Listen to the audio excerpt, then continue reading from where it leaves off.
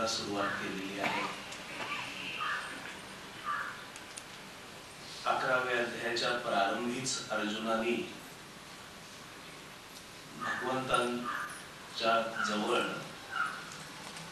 कोणत्याही प्रकारची विशेष प्रस्तावना न करता थेट विश्वरूप दाखवण्यासाठी म्हणून मागणी केली, प्रार्थना केली.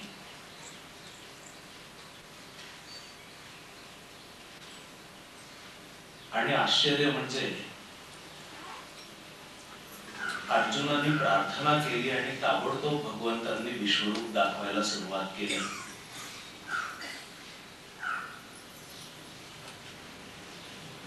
भगवंतांनी विश्वरूप दाखवायला सुरुवात केल्यानंतर त्यांनीच अर्जुनाला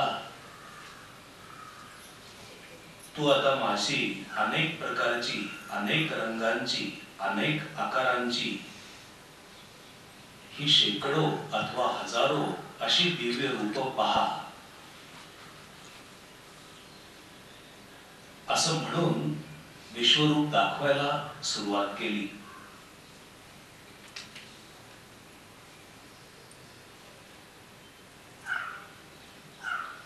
आणि मग कदाचित भगवंतांनी अर्जुनाकडे पाहिलं असेल. ज्ञानेश्वर महाराजांनी म्हटलं की अर्जुन काही पाहत नाहीये, अर्जुनाच्या काही लक्षात येत नाही. हे जेव्हा भगवंतांना समजलं तेव्हा आपणहूनच भगवंतांनी तुझ्या आत्ताच्या दृष्टीने तू मला जर पाहू शकत नसशील तर मी तुला दिव्य दृष्टी देतो की ज्यामुळे माझा हा ईश्वरी योग सामर्थ्य तुला पाहता येईल. न तु मां शक्यसे द्रष्टुम अनेनैव स्वचक्षुषा दिव्यम ददामि ते चक्षुः पश्य मे योगमेश्वरम असं म्हणून दिव्य दृष्टी देखील प्रदान केली. आपण मागच्या वेळेला पाहिलं की या दिव्य दृष्टीच्या बाबत सर्वच साधक वर्गामध्ये अत्यंत उत्सुकता अशी आहे. अशा प्रकारची दिव्य दृष्टी आतापर्यंत भगवंतांच्या कृपेने कोणालाही प्राप्त झालेली नव्हती.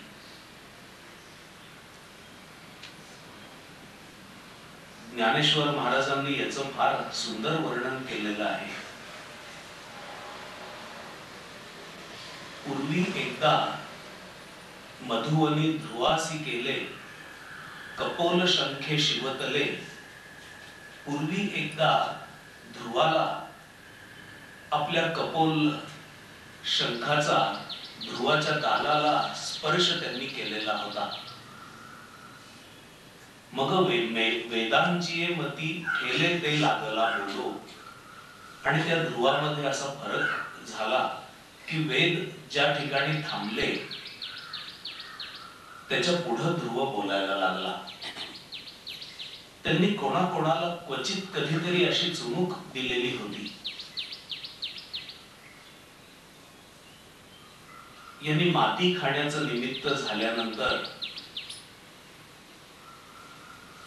आईनी यशोदेनी त्याला रागारागाने धरला आणि गालावर चापट्या मारल्यानंतर त्याने जेव्हा आ केला तेव्हा याच्या मुखामध्ये 14 भुवन यशोदेला दिसली.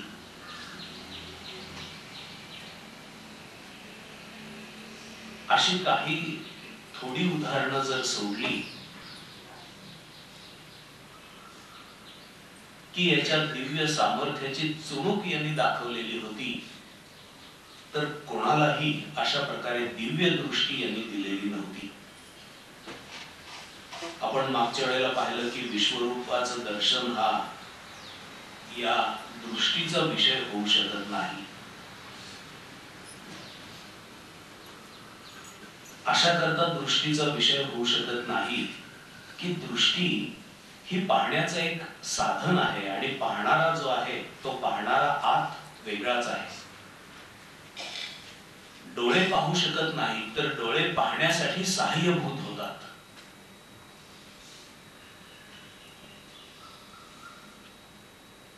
डोळे ही एखादी खिडकी असल्यासारखी गोष्ट आहे. पाहणारा आत बसलेला आहे आणि खिडकी उघडल्यानंतर तुम्हाला जेवढं दृश्य दिसतं, उदाहरणार्थ तुम्ही इकडून पाहता आहात तर या खिडकीच्या पलीकडे जेवढं आहे तेवढंच तुम्हाला दिसेल, पण दृश्य कितीतरी मोठं आहे. त्या खिडकीतून जेवढं दिसेल तेवढंच तुम्ही पाहू शकता. तसं डोळा हा एक झरोका आहे. त्याच्यातून जेवढं दिसेल तेवढं दृश्य डोळा पाहतो, पण त्याच्या व्यतिरिक्त कितीतरी दृश्य आहे जे पाहण्यालायक आहे पण पाहता येत नाही. जसं उदाहरणार्थ वरच्या बाजूला आहे, खालच्या बाजूला आहे, मागच्या बाजूला आहे, दोन्ही बाजूंना आहे, 10ही दिशांना एकाच वेळेला दृश्य व्यापून राहिलेलं आहे, भरून राहिलेलं आहे, पण डोळ्याच्या साहाय्याने जेवढं पाहता येणं शक्य आहे तेवढंच डोळा पाहतो. आणि डोळ्याच्या अंगाने जो पाहणारा आहे तो पाहणारा डोळ्याच्या माध्यमाखेरीज पाहू शकत नाही. दुसऱ्या बाजूने डोळा हे एकच पाहण्याचं इंद्रिय नाहीये. जर डोळा हे इंद्रिय नसेल तर तुम्ही श्रवणाने पाहू शकता म्हणजे जाणू शकता, स्पर्शाने पाहू शकता म्हणजे जाणू शकता. जो जाणीव रूप आहे, आत अंतर्यामी बसलेला, तो खरं म्हणजे पाहत असतो.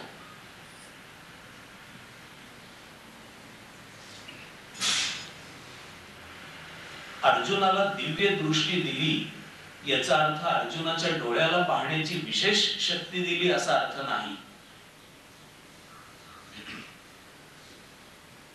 तर जो शुद्ध जाणीव स्वरूप आहे, एका वेळेला खरं म्हणजे सगळं पाहू शकतो, पण इंद्रिय जेवढी दाखवतात तेवढं तो पाहतो. तो इंद्रियांखेरीज पाहण्यासाठी म्हणून भगवंतांनी समर्थ केला.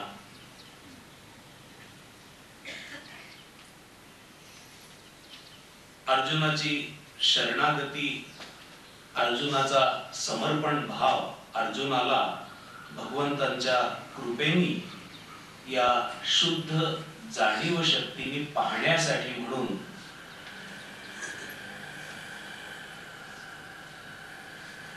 शुद्ध जाणीव शक्तीने सगळं ज्ञान घेण्यासाठी म्हणून समर्थ करता झाला.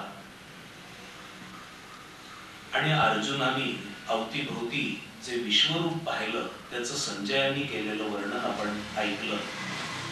अनेक तोंड, अनेक डोळे, अनेक अद्भुत देखावे, अनेक दिव्य अलंकार, उभारलेली अनेक प्रकारची दिव्य आयुध,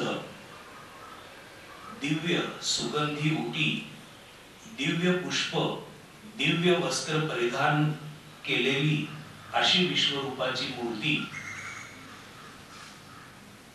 दिवी सूर्य सहस्रस्य भवेत युगपदुत्थिता यदि भा सदृशी सास्यात भासस्तस्य महात्मनः. तो जो महात्मा अर्जुन पाहत होता त्याची कांती आकाशामध्ये जर सहस्त्र सूर्य एका वेळेला प्रकाशित झाले तर जशी दिव्य प्रभा त्या सहस्र सूर्यांची एका वेळेला उठेल तशा प्रकारची कांती त्याच्या शरीरावर अर्जुन पाहायला लागला. अशा प्रकारचं दिव्य दर्शन पाहून अर्जुनाच्या अवस्थेचं वर्णन संजयांनी केलं. अर्जुन प्रथम आश्चर्याने थक्क झाला. अष्टसात्विक भाव निर्माण झाले. अर्जुनाच्या अंगावर रोमांच उभे राहिले.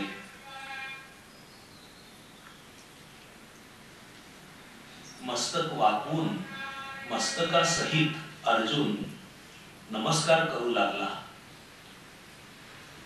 आणि मस्तक टेकून नमस्कार केल्यानंतर दोन्ही हात त्यांनी जोडले आणि तो देवांना असं म्हणाला. असं वर्णन संजयांनी केलेलं आहे.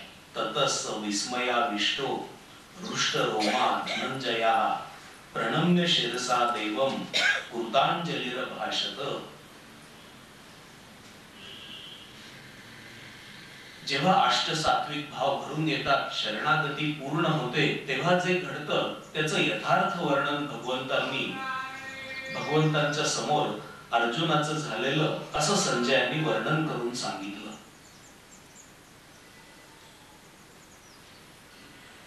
आपण देखील स्वामीजींकडे आलो आणि स्वामीजींचं एखादं रूप पाहून आश्चर्याने थक्क झालो.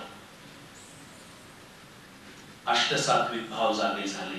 कोणाच्या अंगावर रोमांच उठले असतील, कोणाच्या डोळ्यातून अश्रुधारा वाहिल्या असतील, कोणाच्या शरीराला कंप फुटला असेल.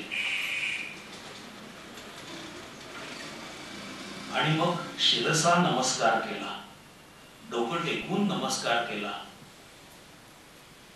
आणि डोकं वर उचलल्यानंतर हात जोडले. तसंच वर्णन अर्जुनाचं झालेलं संजयाने केलेलं आहे. ततस्स विस्मयाविष्टो हृष्ट रोमा धनंजया प्रणम्य शिरसा देवम कृतांजलिरभाषत. हात जोडून अर्जुन देवांना म्हणाला. हे असंच वर्णन संजयाचं झालेलं देखील 18व्या अध्यायामध्ये संजयाने स्वतःच वर्णन केलेलं असं आलेलं आहे. राजन संस्मृत्य संस्मृत्य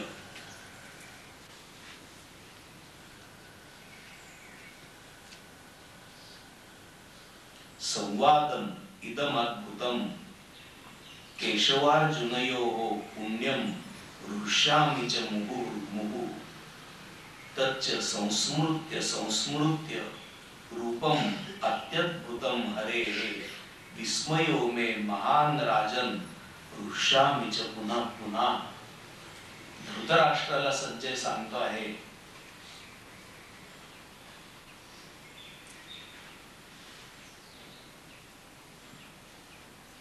सगळी भगवद्गीता ऐकल्यानंतर हा अद्भुत संवाद संस्मृत्य संस्मृत्य पुन्हा पुन्हा आठवून आठवून मला अत्यंत हर्ष होतो आहे. तच्च संस्मृत्य संस्मृत्य रूपम अत्यद्भुतम हरेः.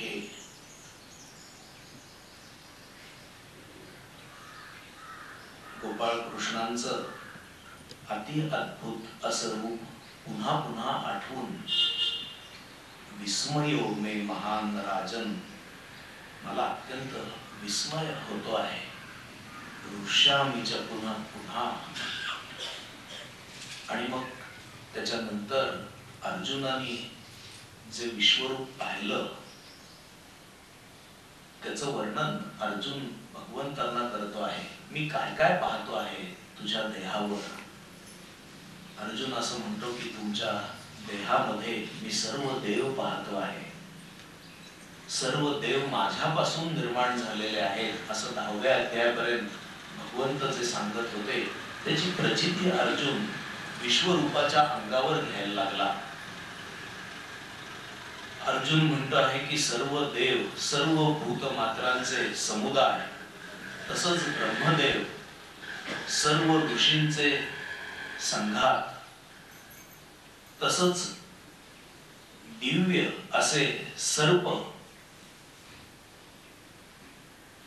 अनेक बाहू, अनेक उदर, अनेक तोंड, अनेक नेत्र मी विश्वरूपामध्ये पाहत आहे.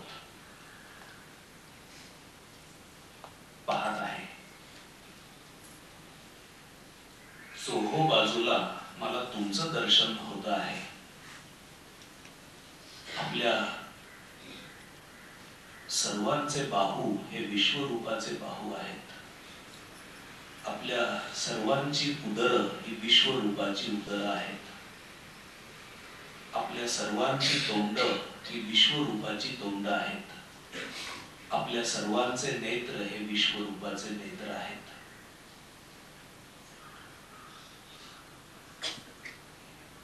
चोही बाजूला आपल्या सर्वांच्या रूपाने विश्वरूपाचंच दर्शन होत आहे. अर्जुन म्हणायला लागला की अंत मध्य आदी विरहित असे आपण आहात. किरीट, गदा, चक्र धारण केलेलं असं रूप मी आपल्या ठिकाणी पाहतो आहे. अग्नी सूर्याप्रमाणे देदीप्यमान असं तुमचं रूप आहे. अर्जुन असं म्हणतो आहे की आपण दिलेल्या दिव्य दृष्टीने देखील हे देदीप्यमान रूप पाहणं मला अशक्य होत आहे. अर्जुन भगवंतांना असं म्हणतो की अखेरचं जे ज्ञेय आहे 8व्या अध्यायामध्ये ज्याला अक्षरम ब्रह्म परमम असं म्हटलं, ते अखेरचं ज्ञेय अक्षर स्वरूप असे आपण आहात असं मला दिसत आहे. विश्वाचा शेवटचा आधार आपण आहात असं मी पाहतो आहे. आपणच शाश्वत अशा धर्माचे रक्षक आहात. सर्व दिशा व्यापलेले असे आपण आहात. सर्व देव, सर्व महर्षी, सर्व सिद्ध संघ तुमचं स्तवन करीत आहे असं मी पाहतो आहे. आणि अशा प्रकारचं मंगलमय असं रूप पाहता पाहता अर्जुनाला त्या विश्वरूपाच्या ठिकाणी विक्राळ असं स्वरूप देखील पाहायला मिळत आहे. ते विक्राळ रूप पाहून आपल्या ठिकाणी भीती निर्माण झाली असं अर्जुन म्हणतो आहे.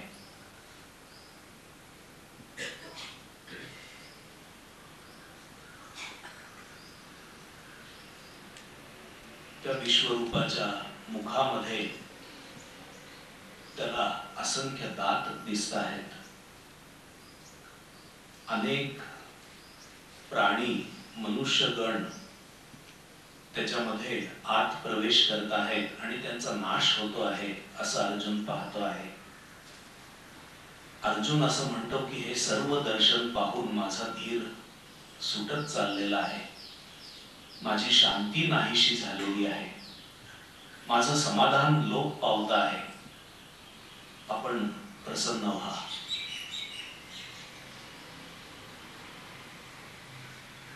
अर्जुनाला असं दिसायला लागलं की भीष्म, द्रोण आदी सर्वांचा घोट घेऊन वर ते विश्वरूप जिभा चाटत आहे. अर्जुन त्या विश्वरूपाला प्रश्न करता झाला की तुम्ही आहात तरी कोण? तुमची ही अद्भुत करणी मला समजत नाही. आणि विश्वरूपाची या जगताबाबतची जी भूमिका आहे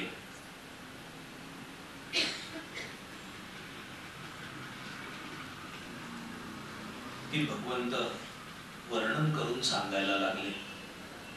भगवंत असं म्हणतात की कालोस्मी लोकक्षयकृत प्रवृद्धो,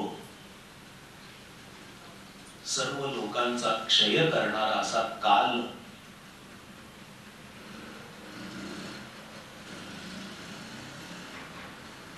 लोकान समान हर्तुमिह प्रवृत्तः कृतेपि त्वां न भविष्यामि सर्वे येव स्थिताः प्रत्यनिकेषु योधाः. मी सर्व लोकांचा क्षय करणारा आणि वृद्धिंगत झालेला असा काळ आहे. आणि तू जरी नसलास तरी देखील तुझ्या खेरीस देखील हे सगळे योद्धे नाहीसे होणार आहेत. हे या सर्व योद्ध्यांचा अतीत आहे, भविष्य आहे. तस्मात् त्वम् उत्तिष्ठ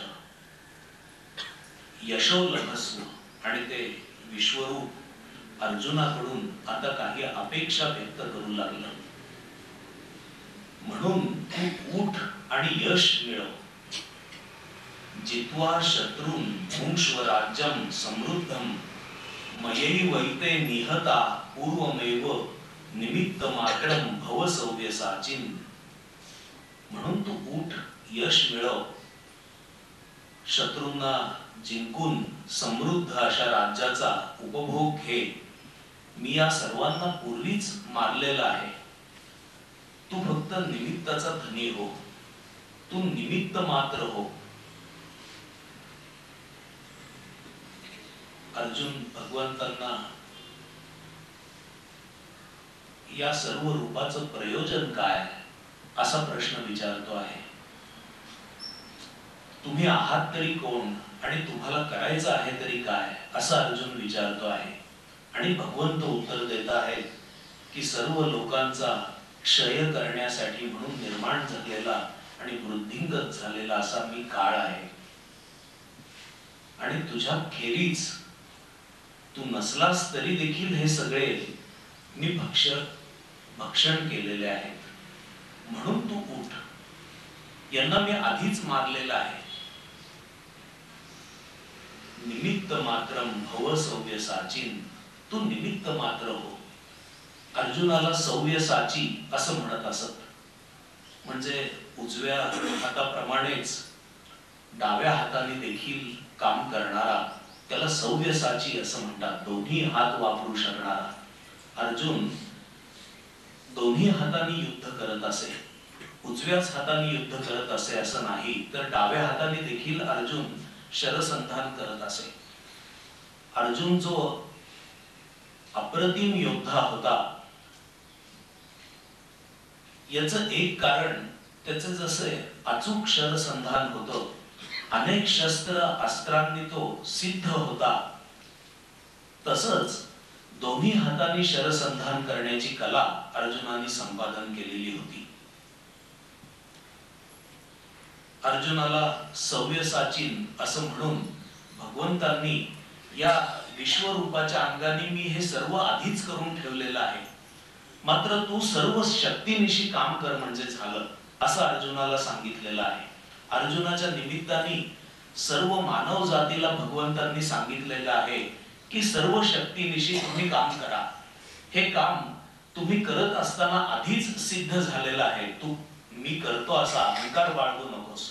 तुझ्या खेरीज देखील हे होणारच आहे, पण तू उठ आणि तुझ्याकडून हे निमित्त मात्र अशा पद्धतीने व्हावं. सर्व कर्मयोगाला धरून असा या विश्वरूपाचा उपदेश आहे की तू निमित्त मात्र हो. जसं कर्मयोगामध्ये आपण निमित्त मात्र आहोत असं समजून आणि फलाची देखील आकांक्षा न धरता कर्म करायला सांगितलेलं आहे. फळ हे आधीच सिद्ध केलेलं आहे. कर्मामध्येच ते मोडतं. त्या फळाकरता कर्म केलं नाही तरी फळ मिळतं. तस्मात् त्वम् उत्तिष्ठ यशो लभस्व जित्वा शत्रून् भुङ्क्ष्व राज्यं समृद्धं मयैवैते निहता पूर्वमेव निमित्त मात्रं भव सव्यसाचिन्. दोन्ही हातांनी युद्ध करू शकणाऱ्या अर्जुना, सर्व शक्तीनिशी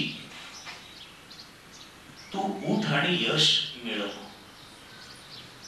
पुढे भगवंत म्हणतात, ते विश्वरूप बोलत आहे, द्रोणंच भीष्मंच जयत रथंच कर्णं तथान्यानपि योध वीरान् मया हत्वास्त्वं जहिमा व्यथिष्ठा युद्धस्व जेतासि रणे सपत्नान्. हे जे सगळे द्रोण, भीष्म, जयद्रथ, कर्ण आणि दुसरे सगळे योद्धे मी पूर्वीच मारलेले आहेत. त्यांना तू मार. जहिमा व्यथिष्ठा, घाबरू नकोस, लढ. युद्धस्व जेतासि रणे सपत्नान्, तू जिंकणार आहेस.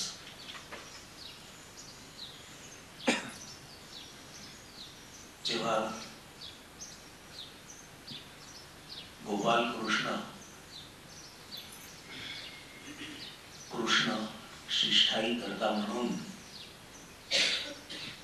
तडजोडीचं बोलणं करण्यासाठी धृतराष्ट्राच्या दरबारात गेलेले होते,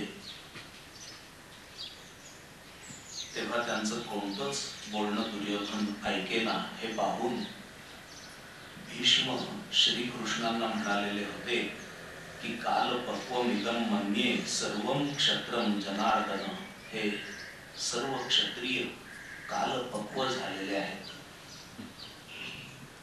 हे संपणार हे निश्चित आहे तुझ्या पुढं, असं भीष्म श्रीकृष्णांना म्हणालेले होते. त्याचाच हा प्रत्यक्ष देखावा श्रीकृष्णांनी आपल्या विश्वरूपाने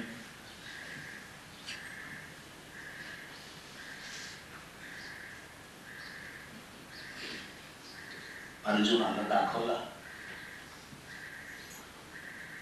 दुष्ट मनुष्य स्वतःच्या कर्मांनीच मरतात, त्यांना मारणारा निमित्त मात्र असतो,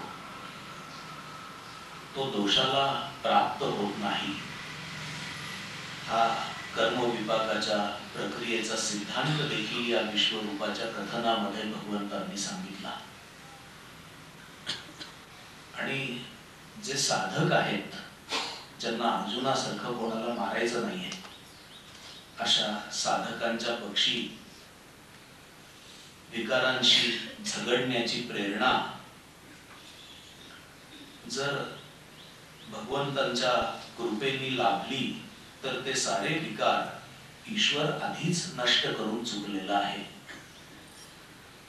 आपल्याला केवळ निमित्त मात्र होऊन प्रयत्न करायचे आहेत, लढायचे आहे आणि ज्ञान संपादन करायचं आहे. तस्मात् त्वमुत्तिष्ठ यशो लभस्व. सगळ्या विकारांना भगवंत आधीच मारून चुकलेला आहे. केवळ निमित्त मात्र होऊन आत्मज्ञान प्राप्तीचं यश साधकांनी घ्यायचं. अशा प्रकारे भक्ताची कीर्ती करण्यासाठी ईश्वराने हे नाटक रचलेलं आहे असं समजून त्यांनी उत्साहाने साधना करत राहायची आहे आणि इंद्रिय आवरण्याचे प्रयत्न करायचे आहेत. असं विनोबांनी या ठिकाणी एक विशेष टीप दिलेली आहे.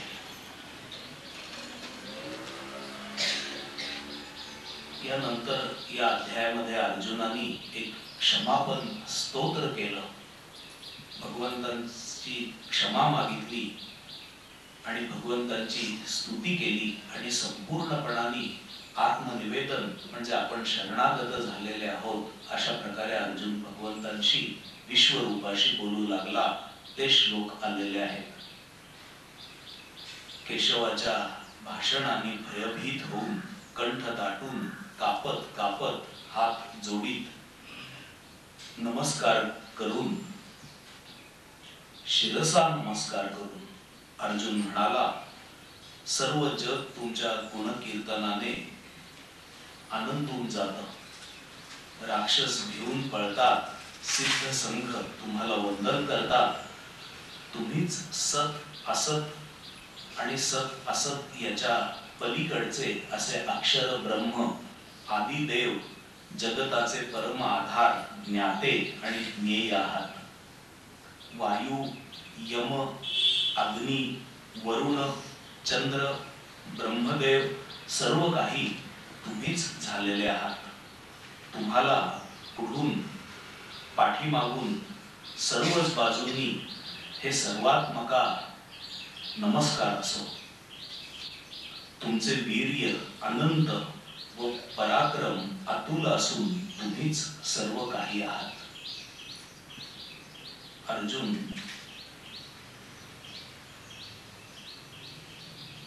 भगवंतांना म्हणायला लागला, सखेति मत्वा प्रसभम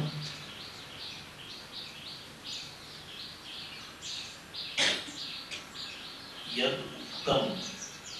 हे कृष्ण, हे यादव, हे सखेति,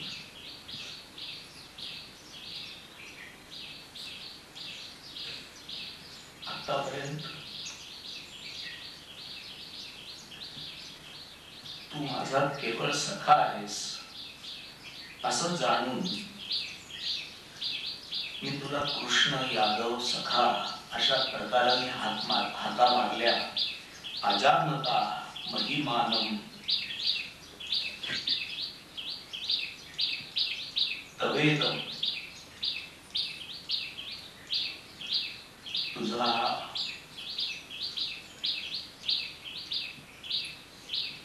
एवढा मोठा व्यापक महिमा न जाणता मया प्रमादात प्रणयेन पापी, माझ्याकडून चुकीने म्हणा, प्रमादात तरी किंवा प्रणयेन सलगीने तरी, तुमचा महिमा न जाणता कृष्ण यादव सखा असं म्हणून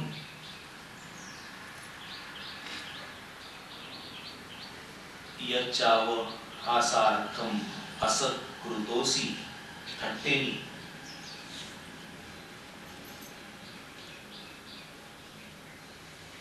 मी आपल्याशी बोललो कृष्ण यादव सखा असं मी आपल्याला थट्टेनी म्हणालो किंवा कधी कधी असत्कृतोसी, तुमचा अवमान करण्यासाठी म्हणून. कारण मैत्रीमध्ये कधी कधी अवमान देखील घडत असतो. आपलं मत असतं, त्या मताकडं आपल्या सख्याला वळवण्यासाठी म्हणून कधी कधी त्याचा अवमान देखील करण्याची सख्याला लहर येते. आणि हे सर्व विहार शय्यासन भोजनेषु एकोथवा अपि अच्युत तत् समक्षम.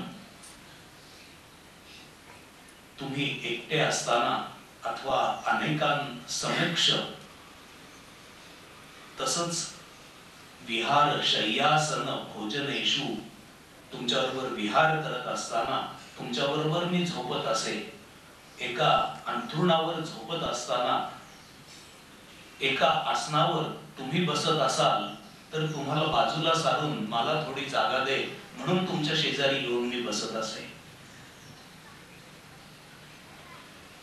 तसंच भोजन करताना देखील थट्टेनी अथवा कधी कधी अवमान करायचा असं ठरवून अवमान करून एकटा असताना अथवा अनेकांसमक्ष तुम्हाला मी कधी एकेरीने बोललं असेल, तत् क्षामये त्वाम अहम अप्रमेयम. आपण कोणत्याही प्रमेयाच्या पलीकडचे आहात.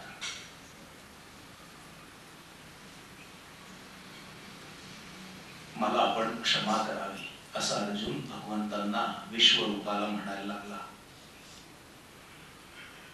मी प्रसन्न व्हा म्हणून नमस्कारून आपल्याला प्रार्थना करतो.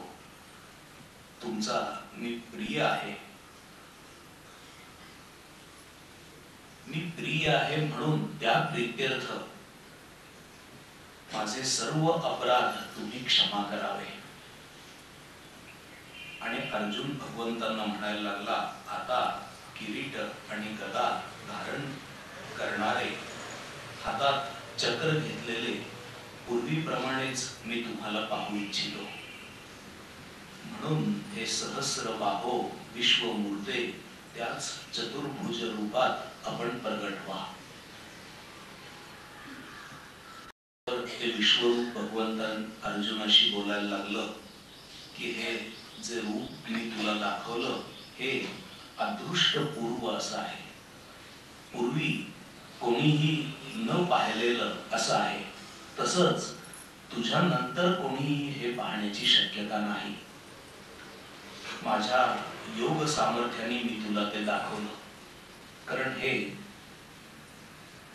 योग सामर्थ्यवान प्रभो तुम्ही मला दाखवावं अशी अर्जुनाने विनंती केलेली होती. वेदाच्या अध्ययनानी, यज्ञानी, स्वाध्यायानी, दानानी, कर्मानी, उग्र तपानी तुझ्या खेरीज दुसरा कोणीही पुढे देखील हे पाहू शकणार नाही. अशा प्रकारे विश्वरूपाने आपल्या स्वतःच्या दर्शनाचा महिमा परत एकदा अर्जुनाला सांगितला. आणि अर्जुनाला आपलं पूर्वीचं सौम्य रूप दाखवलं. ज्ञानेश्वर महाराजांनी मोठं रम्य असं वर्णन केलेलं आहे की पूर्वीसारखाच तो रथ, पूर्वीसारखेच रथाच्या दोन्ही बाजूला असलेले विरुद्ध बाजूचे सैनिक उभे, हात जोडलेला तोच अर्जुन आणि त्याच्या समोर मंत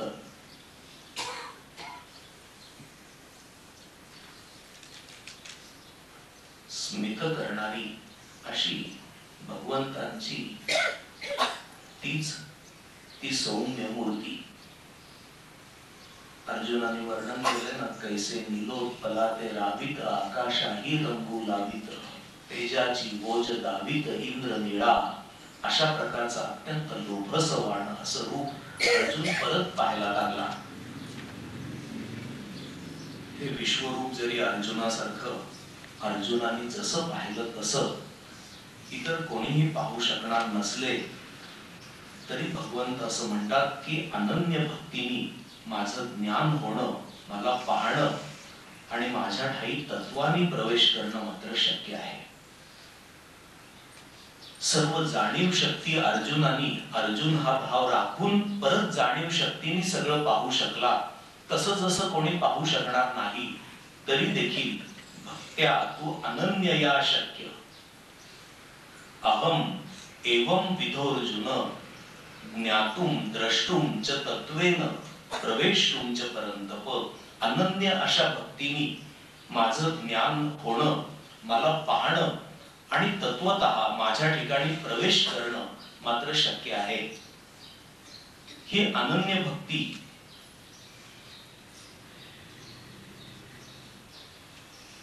म्हणजे आतापर्यंत दुसऱ्या अध्यायापासून ते आता 11व्या अध्यायापर्यंत क्रमाने सांगितलेलं सर्व काही ज्ञान लक्षात ठेवून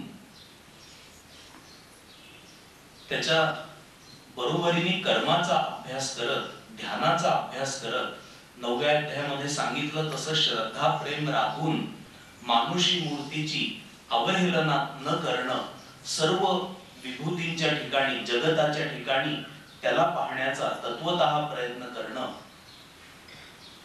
तसंच अनन्य भक्तीचं 9व्या अध्यायामध्ये जे विशेष वर्णन आहे, महात्मानस्तुमां पार्थ दैवीं प्रकृतिमाश्रिताः भजन्ति अनन्य मनसः ज्ञात्वा भूतादिमव्ययम् सततं कीर्तयन्तो मां यतन्तश्च दृढव्रताः नमस्यन्त्यश्च मां भक्त्या नित्ययुक्ता उपासते.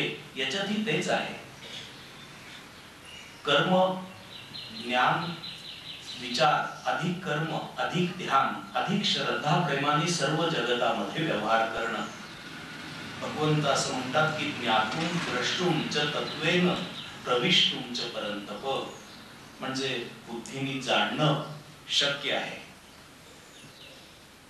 बुद्धीमध्ये या ज्ञानाचा प्रकाश पडणं शक्य आहे, ज्ञातुम शक्य आहे, द्रष्टुम देखील शक्य आहे. पण हे दर्शन म्हणजे त्या स्वरूपाशी, आत्मस्वरूपाशी, ज्ञान विचाराशी एकरूपता. ते पाहणे ऐसे ऐसे वीरा जैसे न मोडिलिया विहिरा आपुलिया उगमी झरा भरवून ठाके ना तरी आटलिया अंभ निजबिंबी प्रतिबिंब नेहटे का नभी नभ घटा पावी चक्षु निज बुबुळ देखणे जिव्हे आपुली चवी चाखणे तैसे आहे निरीक्षणे येथीलचे पै. हे पाहणं म्हणजे त्याच्याशी एकरूप होऊन जाणं. जी पाहण्याची साधनं आहेत त्यांनी आपली सगळी कार्य थांबवली, सगळी इंद्रिय बंद झाली, बुद्धी तर्क लढवणं थांबवती झाली, मन अमन झालं की अचानक तो जाणीव स्वरूप प्रगट होतो. स्वयमेव आविर्भवती अनुभवयती भक्तान. आपला आपण आविर्भूत होतो आणि एकरूपत्वानी जो द्रष्टा आहे तो पाहू शकतो. अशा रीतीने पाहणं शक्य आहे. ज्ञातुम द्रष्टुम च तत्वेन प्रविष्टुम च परंतप. विश्वरूपाच्या अविच्छिन्न असा घटक होऊन त्यात परत प्रवेश करणं. जसं भगवंत आता सांगत होते की अनेक बाहू, अनेक उदर, अनेक मुख, अनेक डोळे, तर समजून घ्यायचं की हे सगळे बाहू हे त्याचे आहेत, माझ्या सकट सर्व उदर त्याची आहेत, सर्व मुख त्याची आहेत, सर्व डोळे त्याचे आहेत. अशा रीतीने तत्वतः त्याचं दर्शन घेणं शक्य आहे. पुढे 18व्या अध्यायात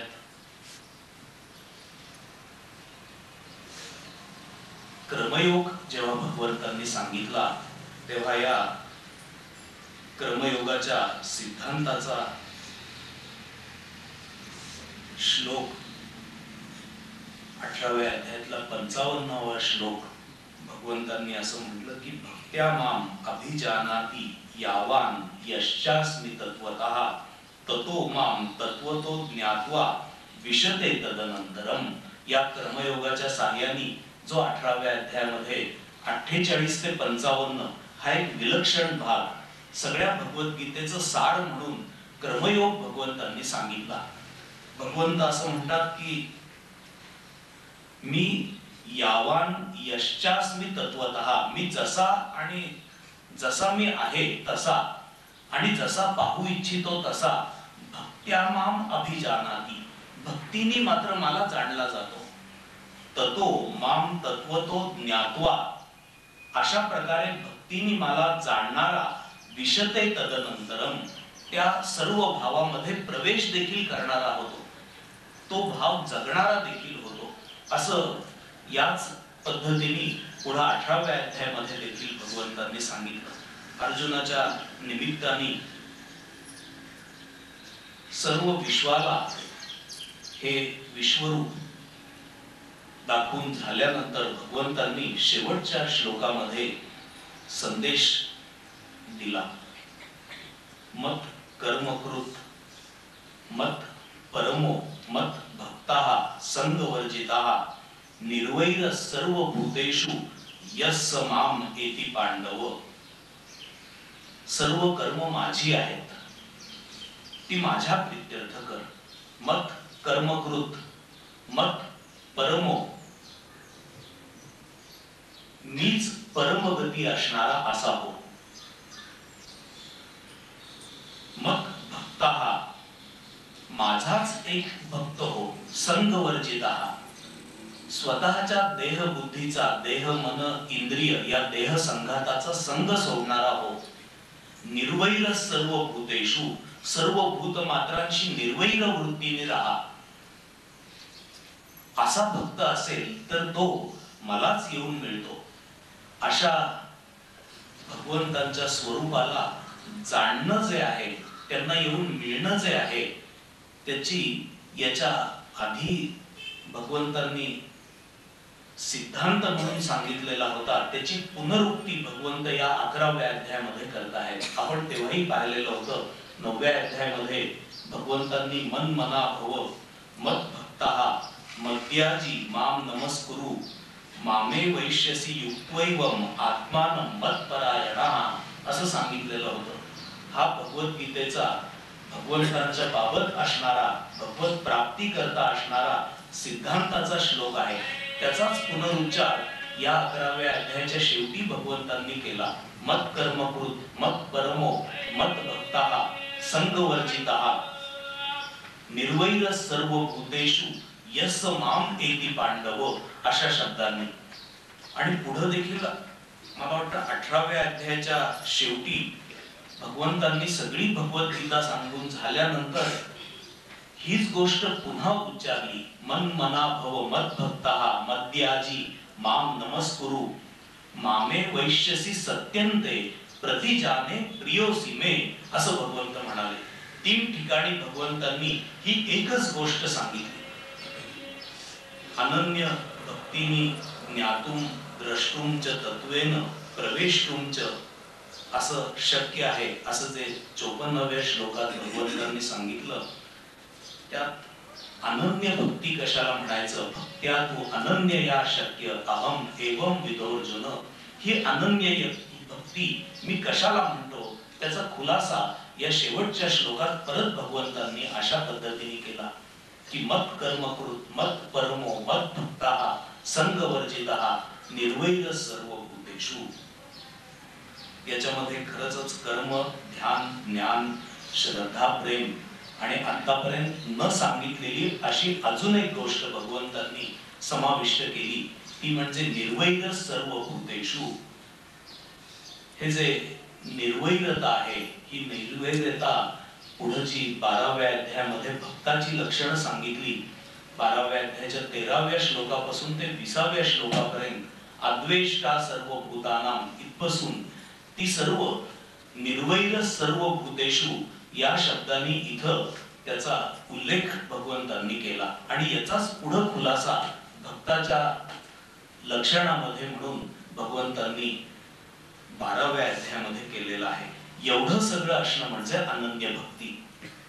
असा भक्त मला येऊन पोचतो असं सांगून भगवंतांनी या विलक्षण, अद्भुत, रम्य अशा अध्यायाचा शेवट केलेला आहे. अशा प्रकारे एक शास्त्र विकसित कसं होत आहे हळूहळू ते आपण पाहतो आहोत. आता पुढच्या वेळेला आपण 12वा अध्याय पाहणार आहोत. या 12व्या अध्यायामध्ये परत कर्मापासून सगळी चर्चा भगवंतांनी केलेली आहे आणि हा सगळा विषय परत एकदा सांगितलेला आहे. आणि 12व्या अध्यायाचा अजून एक विषय विशेष म्हणजे व्यक्तोपासना आणि अव्यक्तोपासना. ज्या अव्यक्तोपासनेविषयी भगवंतांनी कुठंच भगवद्गीतेमध्ये निरूपण केलं नाही, कारण निरूपण करण्यासारखा तो विषय नाही.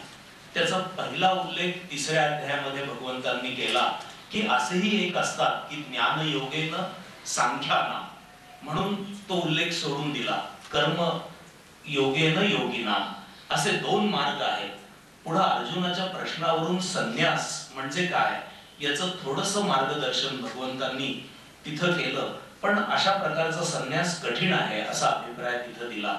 या अध्यायामध्ये या अव्यक्तोपासनेविषयी थोडंसं भगवंत सांगतात आणि ही अव्यक्तोपासना कशी करायची याचंही थोडंसं वर्णन भगवंतांनी केलेलं आहे. मुख्य विषय जो व्यक्तोपासना आतापर्यंत आलेला आहे त्याचाच पुरस्कार 12व्या अध्यायामध्ये केला आणि सगळ्या साधनांचं समिंगम म्हणजे 12वा अध्याय आहे. 2ऱ्या अध्यायापासून ते 11व्या अध्यायापर्यंत जे काही सांगितलं त्याचं एकत्रीकरण 12व्या अध्यायामध्ये भगवंतांनी केलं. आणि मग अशा प्रकारे ज्ञान ज्यांनी संपादन केलेलं आहे आणि भक्त जो झालेला आहे त्याची लक्षणं, भक्त लक्षणं 12व्या अध्यायामध्ये सांगितलेली आहे. ती आपण पुढच्या वेळेपासून पाहू. हरिओम तत्सत. विठ्ठल विठ्ठल विठ्ठल विठ्ठल. नमतो योगी थोर विरागी तत्वज्ञानी संत तो सत्कविवर परा